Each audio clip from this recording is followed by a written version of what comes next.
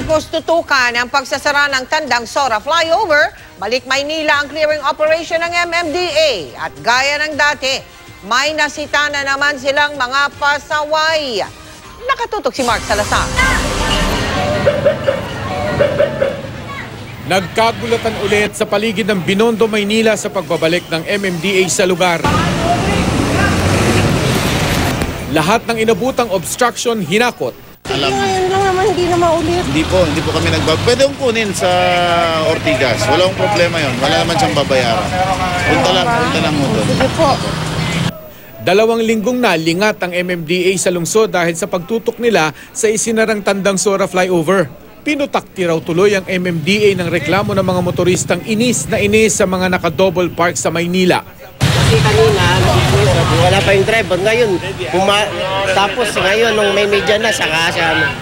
Yan na lang, kaya tinikitan ko na lang. Ang malalaking ambulance sari-sari store pinagbigyan muna ngayon. Mag-agree na lang tayo kung next time na babalik ako at nakita ko ulit to, pwede ko lang kunin. Para hindi tayo mag-aaway. I-clear ko lang yon. Baka mamaya, awayin mo ako pag kinuha ko. Pwede ba yun? Oo. Agreement natin yun, ha? Kuya, ha? Sige, pakitanggal na lang. Pagbibigyan kita ngayon.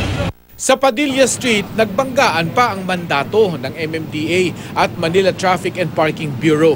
Tinikitan kasi ng MMDA ang mga motorcycle delivery ng isang fast food restaurant kahit nakapark naman sila sa pay parking area ng MTPB. Pero paano yung consideration nyo, sir? Kasi nagbabayad naman, di rin namin aware kasi kumbaga, basta kami bayad na kami sa kanila, city or sila. Ay, hindi naman kami nagbibigay ng considerations kasi may complaint nga, di ba? So, ang priority natin is the complaint. I-address natin yung complaint. Kung puro considerations kasi tayo, wala na mangyayari. Kasi hindi rin, kasi may nakalagay rin silang pay parking sa gilid eh. Ang hinahanap kasi ng MMDA ay isang Memorandum of Agreement galing City Hall na nagtatalaga sa kalye bilang parking area. For as long as meron silang may pakitang permit, i-honor ko po. Pero nung kanina, wala pong may pakitang permit. So paano ko po i-honor yon? Eh, paano po kasi yung ticket namin? Malalagay po kasi kami sa alanganin. Wala, ganun talaga. Hindi namin kontrolado yung MMDA, no? May sarili silang mandato galing sa opisina nila. Pero ang sa amin, maayos na coordination lang naman. At mostly, nagkakaintindihan naman kami ng MMDA. Isang barangay hall naman ang tinaningan para umalis sa bangketa. Babalikan namin yung barangay na yon para buhati na. May kasama na kaming forklift. Sa Maynila muna ulit ang sentro ng clearing operations hanggang kailanganin ulit sila sa Commonwealth sa pagsisimula ng demolition ng Tandang Sora Flyover. Mark Salazar, nakatutok, 24 oras.